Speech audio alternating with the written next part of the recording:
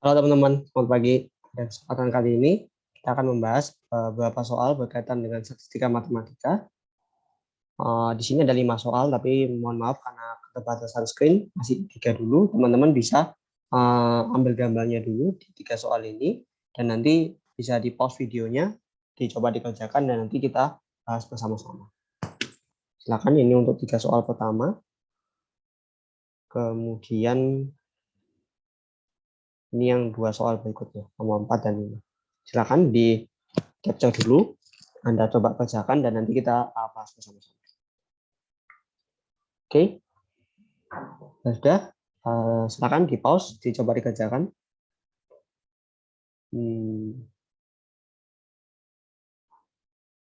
Oke, kita coba bahas dari nomor 1. Berdasarkan informasi yang didapat dari soal, kita definisikan dulu 3 event. Satu, yaitu kejadian bahwa siswa yang terpilih itu berasal dari kelas A. Kemudian S2, yaitu siswa yang terpilih dari kelas B. Dan S3, siswa yang terpilih dari kelas C. Kemudian kita juga punya kejadian bahwa siswa yang terpilih itu nilainya lebih dari 85. Itu kita tulis di T, itu kejadian siswa nilainya lebih dari 85. Kemudian berdasarkan informasi dari soal, peluang siswa itu berasal dari kelas A, B, dan C berturut-turut adalah 0,5, 0,3, dan 0,2. Kemudian diketahui juga peluang siswa mendapatkan kelas A, peluang siswa mendapatkan nilai lebih dari 85 dan dia dengan syarat dia berasal dari kelas A adalah K. Kemudian nilai 85 dengan syarat berasal dari kelas B adalah 0,25, dan terakhir peluang mendapatkan nilai lebih dari 85 dengan syarat dia berasal dari kelas C, yaitu 0,15.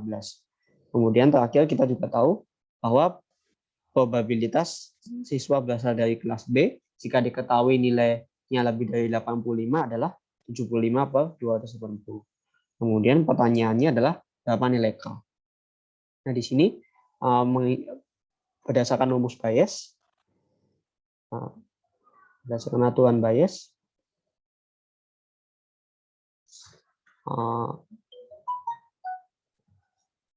PS2 bersyarat T itu kan sama dengan PS2 dikali PTS2 dibagi dengan PS1 dikali PTS1 ditambah PS2 dikali PTS2 ditambah PS3 dikali PTS3 bersyarat S3. Kemudian kita substitusikan angka-angkanya. Ini PS2T itu adalah 75/280. Kemudian PS2 TS2 adalah 0,075. Kemudian PS1 PT syarat S1 adalah 0,5K ditambah 0,075 ditambah 0,03. Ini kita punya suatu persamaan. Nah, di sini kita coba sederhanakan dulu. Yang ini 75/280. 0,075 adalah 75/1000 dikali 1 dibagi 0,5K ditambah 0,105.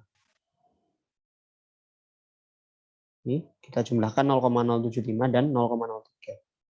Kemudian karena ada 75 dan 75 sama-sama di pembilang, bisa kita cancel. Kemudian nolnya kita cancel 1. Nah, sudah cukup sederhana. Kemudian kita lakukan kali silang, berarti ini pembilangnya 1, 28 sama dengan 1 kali 100 kali 0,5K tambah 0,105.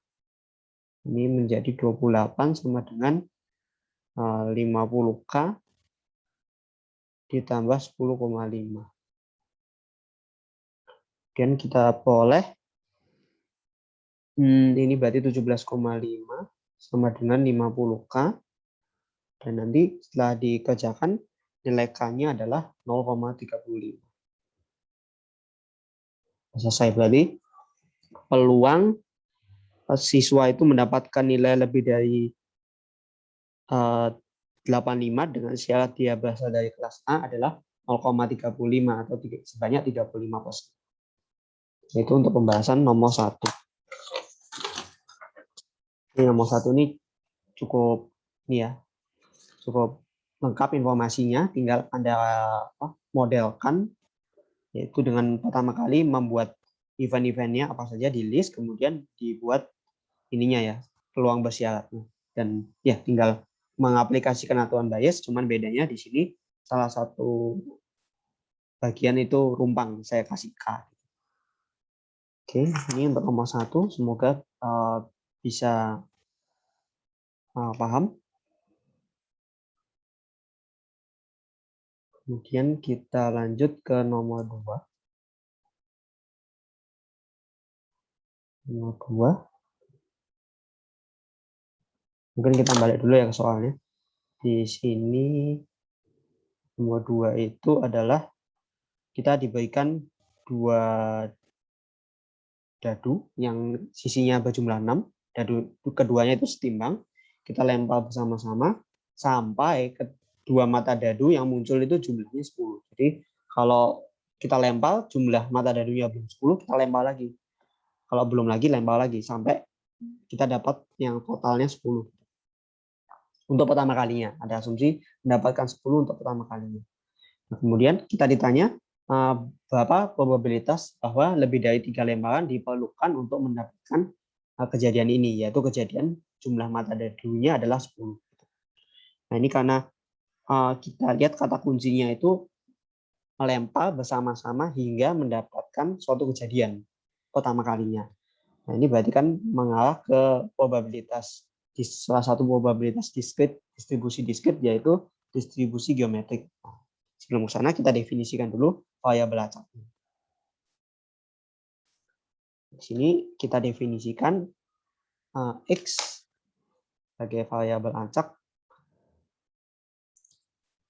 X itu adalah ini ya, jumlah lemparan yang diperlukan sampai mata dadu berjumlah 10. Jadi X ini menyatakan banyaknya lemparan yang kita butuhkan hingga muncul ini ya, jumlah mata dadunya sama dengan 10.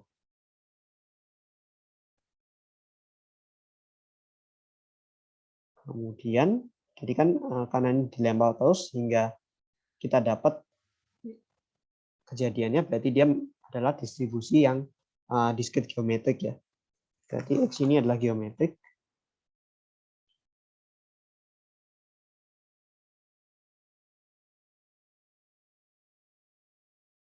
Kemudian kita ditanya peluang X itu lebih dari 3.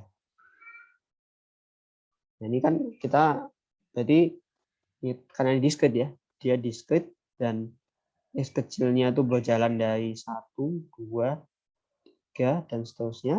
Jadi kalau kita mau ngecek, menghitung PX lebih dari 3, berarti kan kita harus hitung PX sama dengan 4, ditambah PX sama dengan 5, dan seterusnya.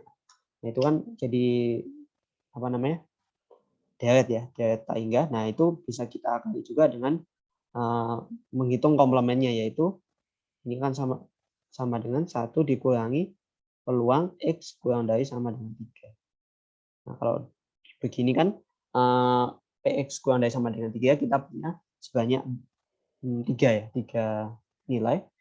Yaitu ini kan sama dengan P, X-nya sama dengan 1, ditambah P, X sama dengan 2, ditambah P, X sama dengan 3.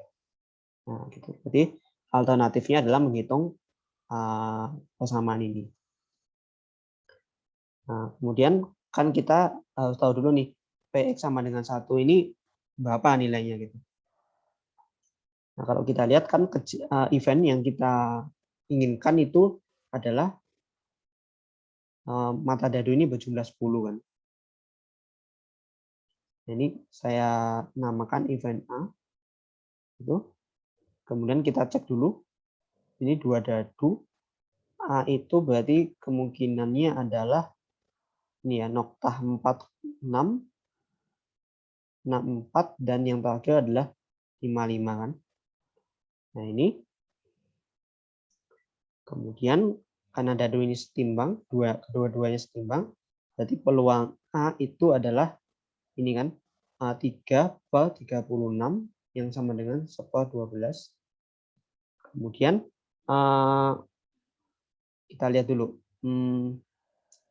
Kalau X sama dengan 1, berarti logikanya adalah kita ngelempar 1 kali saja sudah dapat mata dadu berjumlah 10 kan. Kemudian kalau PX sama dengan 2, berarti ini berarti kejadian urutannya langsung dapat kejadian A. Kalau PX sama dengan 2, berarti kita perlu 2 kali lemparan. Dengan kata lain, yang pertama itu pasti bukan A kan. Pasti yang pertama itu mata dadunya tidak berjumlah 10. Berarti yang pertama kali itu adalah A komplement, baru kita dapat A. Kemudian kalau PX sama dengan 3, berarti kita lempar 2 lemparan pertama itu masih komplemennya A, baru di yang ketiga kita dapatkan si A. Dan kalau kita perhatikan, setiap kali melempar ini independen ya. Jadi bisa kita kalikan. Nah, tadi kita berdapat PA itu adalah 1/12. Jadi dengan kata lain, PA komplement itu adalah 1 dikurangi 1/12, yaitu 11/12. Nah, sekarang kita hitung PX sama dengan 1. Kan berarti langsung sama dengan PA 1/12. Kemudian PX sama dengan 2, berarti kan yang pertama A komplement dulu, berarti 11/12 dikali 1/12. Kemudian PX sama dengan 3, itu berarti 2 kali ada 11/12 kuadrat kali 1/12 gitu. Dengan demikian, yang kita mau itu adalah 1 min 1/12 ditambah 11/12 kali 1/12 ditambah 11/12 kuadrat dikali 1/12.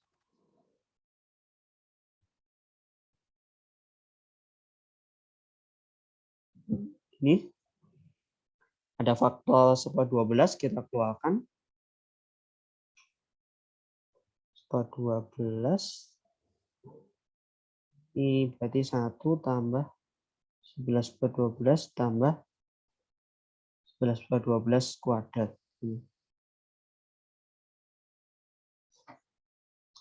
Jadi Anda bisa hitung secara mandiri dan didapat hasil akhirnya adalah 1331/1728. Nah, ini adalah probabilitas bahwa kita perlu lebih dari 3 lemparan untuk mendapatkan kejadian A. Ya, ini untuk yang nomor 2 ya, yang berkaitan dengan variabel acak geometrik. Di sini Anda mesti berhati-hati karena X itu menyatakan karena variabel acaknya menyatakan berapa kali lemparan sampai didapatkan kejadian mata dadu berjumlah 10 pertama kalinya. Nah, kata kuncinya adalah kata pertama kalinya di sini. Itu selanjutnya adalah nomor 3. Kita diberikan fungsi Gx, masih ada nilai konstanta yang belum diketahui C. X-nya berjalan dari 0 sampai 2. Kemudian yang pertama kita diminta menentukan C sehingga G ini adalah PDF. Kemudian kita tentukan CDF-nya. Yang terakhir, carilah ekspektasi dan variansi dari X. Oke, ini kita coba kembali ke sini. Jadi nomor 3. Gx itu nilainya adalah C kali 4x min 2x kuadrat untuk x antara 0 sampai 2, kemudian nilainya 0 untuk lainnya. Pertama kali kan C ini harus ditemukan dulu ya, supaya dia menjadi PDF. Syarat untuk menjadi PDF kan berarti integral dari minta hingga sampai tak hingga gx dx harus sama dengan 1 ya. Nah ini karena gx ini nilainya 0 untuk di luar interval 0,2, berarti kita cukup perhatikan di interval 0,2. Berarti ini sama dengan 0,2 C kali 4x min 2x kuadrat dx sama dengan 1. Kemudian ini karena C itu konstanta bisa kita keluarkan. C kali 0,2 4x min 2x kuadrat dx sama dengan 1. Kemudian kita integralkan 4x, integralnya adalah 2x kuadrat dikurangi ini berarti 2/3 x pangkat 3 atasnya 2, atas bawahnya 0. Ini berarti kita substitusikan 2, berarti C kali ini 2 kali 4 8 min berapa nih? 2 kali 8 16/3. Jadi ini kita peroleh 8/3C 8/3C sama dengan 1 atau C-nya adalah 3/8. Nah, ini berarti agar dia menjadi PDF, C-nya harus kita beri nilai 3/8. Jadi di sini bisa langsung kita ganti ya. Di sini nilainya adalah 3/8. Itu untuk poin A. Kemudian poin B kita ditanya CDF ya. CDF atau GX dengan G-nya huruf kapital.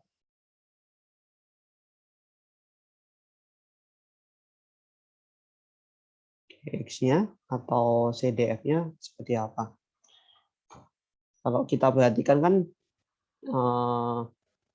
ini di sini di CDF ini kan mesti dari real ke real ya.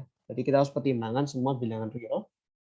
Jadi kita lihat dulu interval fungsi ini memiliki definisi selain 0. Itu kan di 0,2 ya.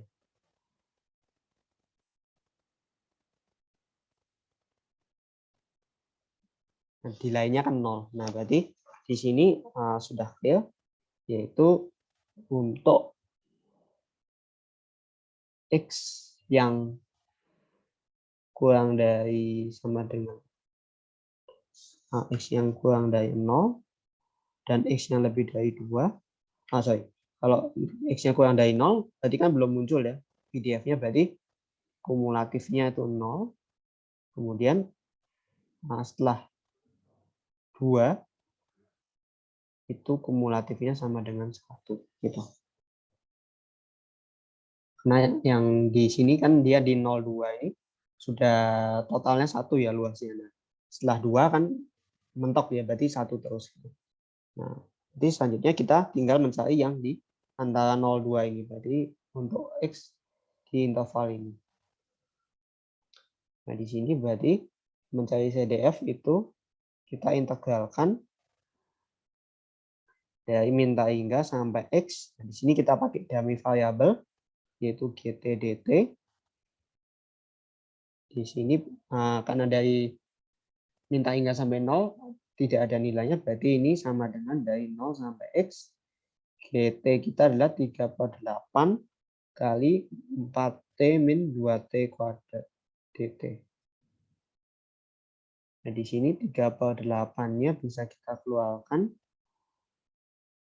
Jadi ini sama dengan 3/8 kali ini.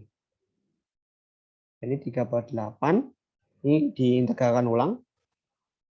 Kita udah dapat ya dari yang tadi itu mencari C, berarti ini 2T kuadrat min 2/3T kuadrat, atas-atasnya X, atas bawahnya 0.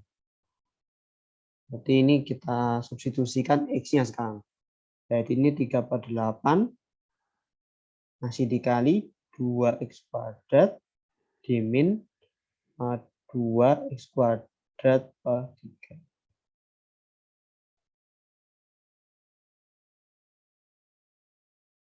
Nah, ini. Terus yang lain kan min 0 ya, jadi nggak ada perubahan. Jadi ya sudah, kita dapat GT-nya sama dengan 3/8 dikali 2X kuadrat dikurangi 2,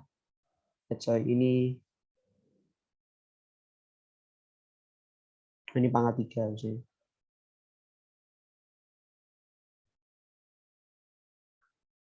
Di sini pangkat 3 ya, 2/3 T pangkat 3. Jadi CDF-nya untuk X antara 0,2 adalah 3/8 dikali 2X kuadrat dikurangi 2X pangkat 3/3. Ini adalah fungsi GX kita. Nah, selanjutnya kalau mau dirapikan bisa. GX kita itu nilainya 0 untuk X kurang dari 0.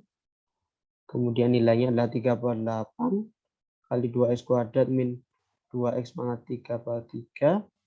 Jika X-nya berada di sini, kemudian nilainya 1 untuk X-nya lebih dari 2. Itu adalah CDF dari GX. Selanjutnya kita mencari ekspektasi dan variansinya.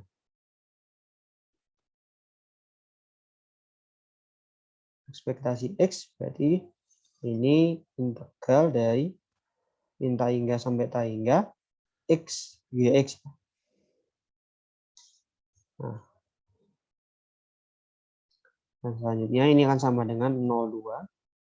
X dikali GX-nya adalah 3/8 dikali 4X min 2X kuadrat dx.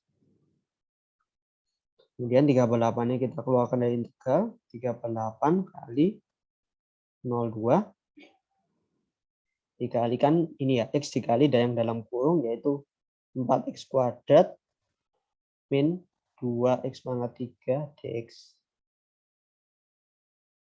Jadi tinggal kita integralkan. Ini adalah 4/3 X pangkat 3 min ini X pangkat 4 setengah ya, setengah X pangkat 4 atas-atasnya 2, batas bawahnya 0.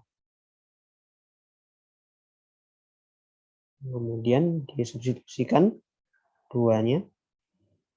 Di sini 4/3 kali 8 min ini 16/28. Jadi ini sama dengan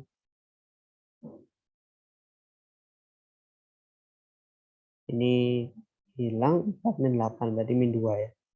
Ini adalah ekspektasinya yaitu negatif 2.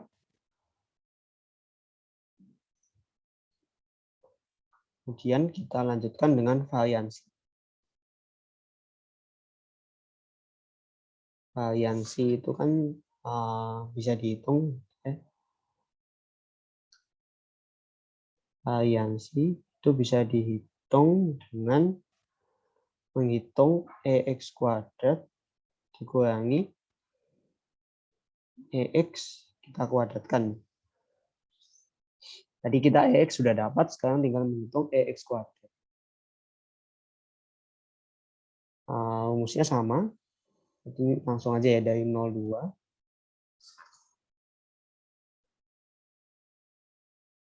Kita buat 802. Sekarang ini X-nya diganti jadi X kuadrat 4X min 2X pangkat 2 dx. Berarti ini sama dengan 3/8 integral 0,2 4X pangkat 3 dikurangi 2X pangkat 4 dx. Ini kita integralkan menjadi X pangkat 4 dikurangi 2/5 X pangkat 5 batas atasnya 2, batas bawahnya 0. Sama dengan 3/8 dikali 2/4 itu 16 min ini 64/5. Itu sama dengan ini 3/8-nya kali masuk itu 6 min 3/8 kali 64/5. Jadi 6 min ini 24/5. Nilainya adalah 65. Ya, ini untuk ininya ya, apa namanya? EX kuadratnya. Masih EX kuadratnya. Kemudian tinggal kita substitusikan. X itu adalah 65 ini dikurangi dengan min 2 kuadrat. Jadi ini 65 min 4. Sama dengan nyebutnya 5, 6 min 20. 6 min 20 berarti min 14. Variansinya adalah min 14/5. Yaitu untuk nomor 3.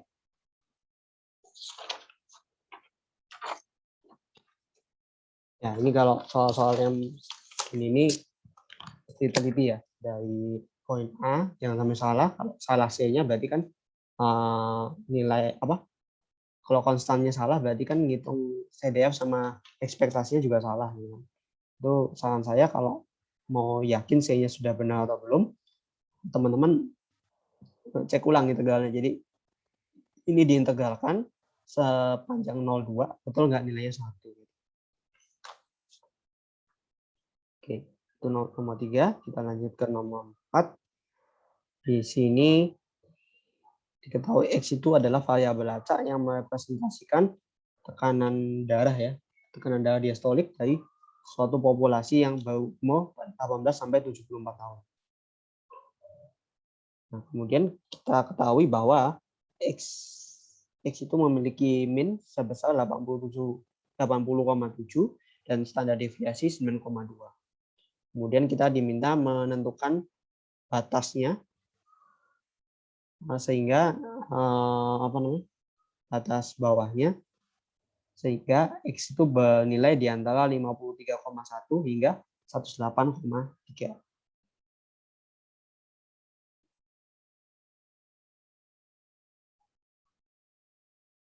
Nah, ini untuk nomor 4, berarti kan kita punya variabel acak X yang memiliki mu 80,7 dan sigma 9,2 ya. Kemudian kita ditanya peluang X berada di antara 53,1 sampai 108,3. Di sini kita bisa gunakan teorema Chebyshev ya, yaitu yang mengatakan probabilitas mu min K sigma kurang dari X kurang dari mu plus K sigma itu lebih besar sama dengan 1 dikurangi 10 K kuadrat. Ini kalau kita substitusikan mu dan sigmanya berarti 80,7 min 9,2 K. Jadi ini 80,7 tambah 9,2 K. Lebih besar dari 1 min 10 K kuadrat. Nah, karena yang kita tanyakan itu ini, yang batas bawahnya 53,1, ini kita cocokkan saja 53,1 dengan 80,7 min 9,2 K. Jadi ini kita sama dengankan 53,1 sama dengan 80,7 min 9,2 K. Di sini kita hitung K-nya sama dengan 3. Oke, berarti dari Chebyshev ini akan lebih besar sama dengan 1 min 1/3 kuadrat, yaitu 1-9 sama dengan 8/9. Jadi dengan demikian batas bawahnya adalah 8/9, yang dimana berarti probabilitas X itu berada di interval ini minimal adalah 8/9. Ya, jadi Chebyshev teorem ini memberi kita batasan-batasan ya, batasan dari probabilitasnya. Walaupun sebenarnya kita belum tahu juga ini X-nya ini berdistribusi apa sebetulnya. Tapi setidaknya batas bawahnya itu kita ketahui. Ya, ini untuk nomor 4. Kemudian nomor 5.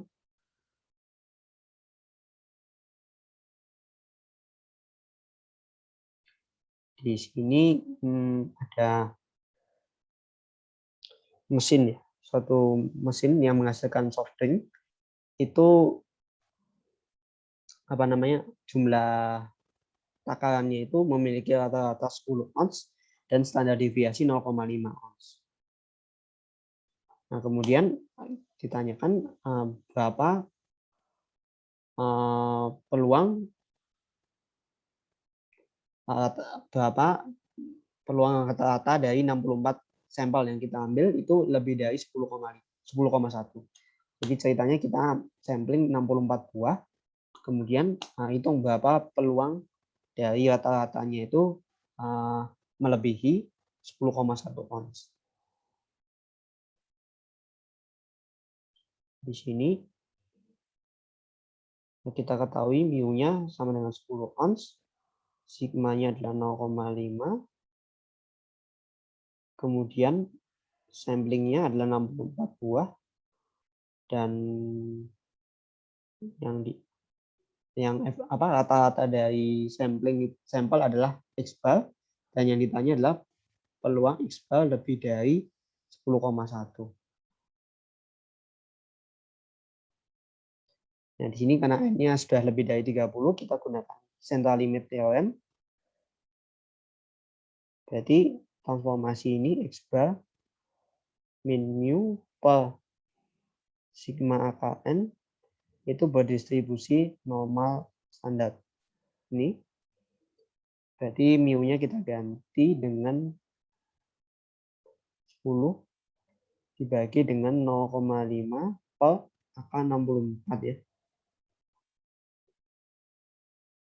Jadi kita gunakan transformasi ini sama dengan peluang X bar min 10 per ini 0,5 dibagi 8 lebih dari ini 10,1 min 10 per 0,5 per 8. Ini jadi peluang, ini jadi Z ya, Z normal.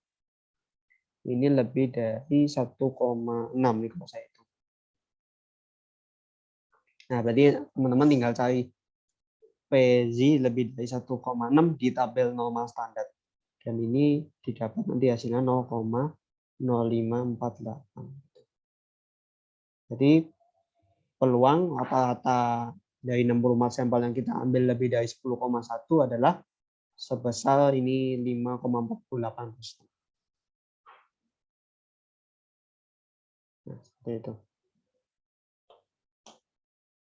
Ya, ini adalah pembahasan nomor 5. Berarti semua soalnya sudah kita bahas. Oke. Baik, terima kasih atas perhatiannya. Semoga video ini berguna bagi pembelajaran kita semua di mata kuliah Statistika Matematika. Sampai jumpa di video selanjutnya.